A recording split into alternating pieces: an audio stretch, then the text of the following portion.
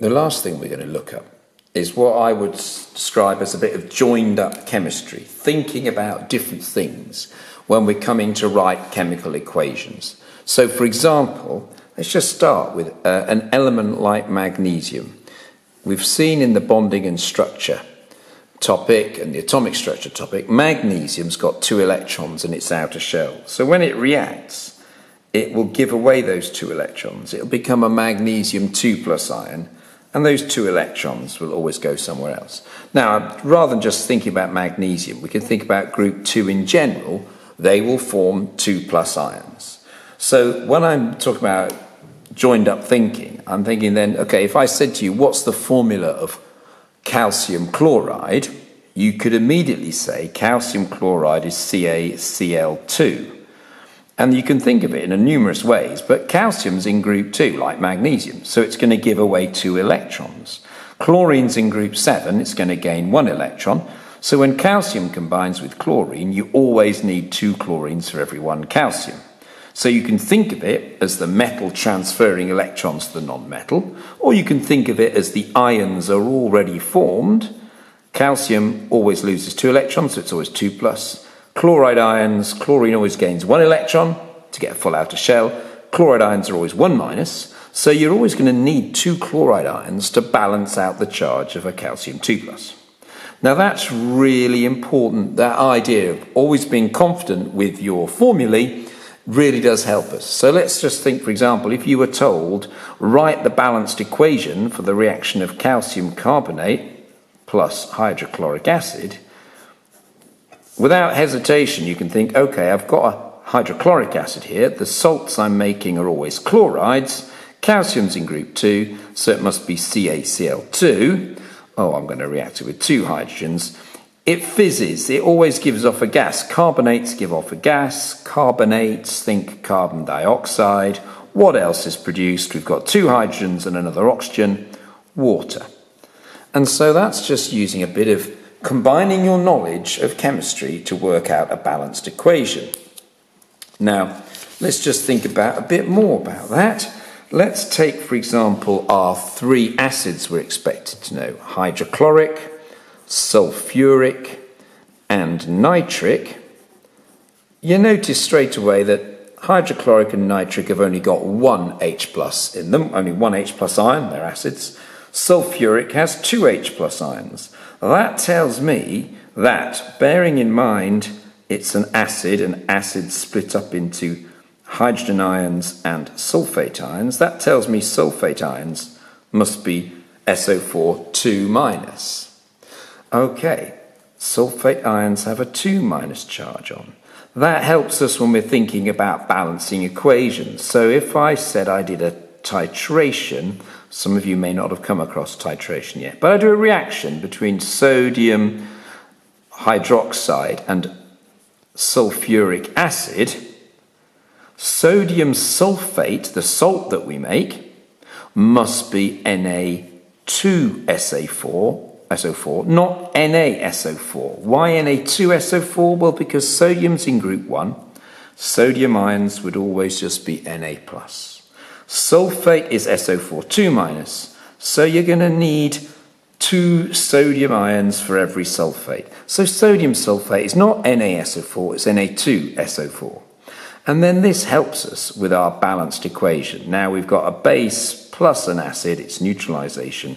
It makes a salt plus water. And water, formula of course H2O, and we just need to balance it. I've got 2 sodiums, I need 2 sodium hydroxides. That tells me I've got 2 hydrogens there, another 2 hydrogens there, that's 4 hydrogens. I need to make 2 H2Os. Joined up thinking that allows you to work out the formula of a compound and hence balance an equation. If you get the formula of the compound wrong, the equation's always going to be wrong. Okay? And that leads us on to a little bit more deduction.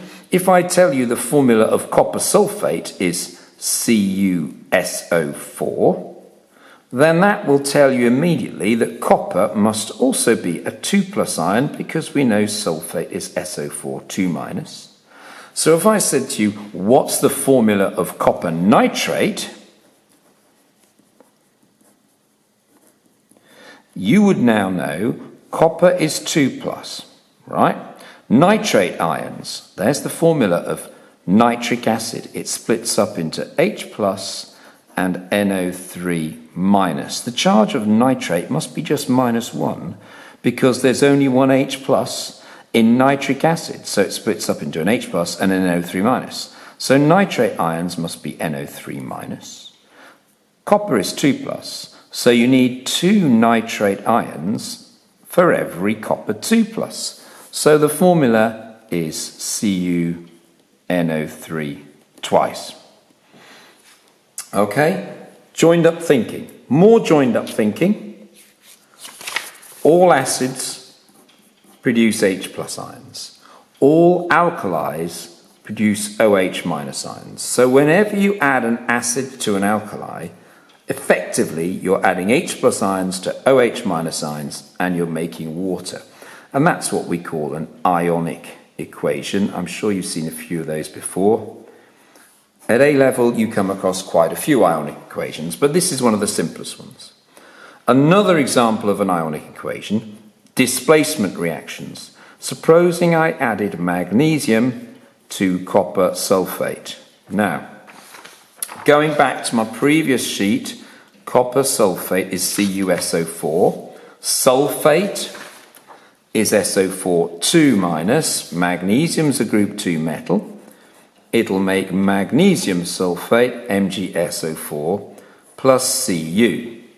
Now, if I look at what's going on in this reaction, copper sulfate is becoming magnesium sulfate.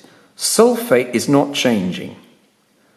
Sulfate ions are SO4 2 minus at the start, they're SO4 2 minus at the end. What is effectively happening is magnesium is being added to copper 2 plus ions. Magnesium is now part of an ionic compound. Magnesium is giving away its 2 outer electrons.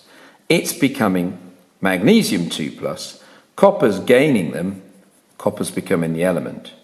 And I can actually break down that reaction into 2 halves, what we call half equations. And at GCSE, you may have seen half equations in the context of electrolysis. Magnesium is becoming magnesium 2 plus, giving away its 2 outer electrons. And copper 2 plus is gaining those 2 outer electrons to become copper. Okay, so half equations, breaking down what's happening to one element at a time, really. Magnesium is losing electrons, copper is gaining electrons. And you may have learnt the mnemonic oil rig, standing for oxidation, oil. Oxidation is loss of electrons. That's the oil bit. And rig, reduction is gain of electrons. So there we have it. In this example, magnesium is losing electrons, become Mg2 plus. Copper 2 plus is gaining electrons, become copper. Copper's being reduced, magnesium's being oxidized. And that is another useful idea to understand before you start your A-level chemistry course. Well, I think that's enough theory. Have a great summer. Enjoy your summer after your GCSEs are finished. You deserve a well-earned rest.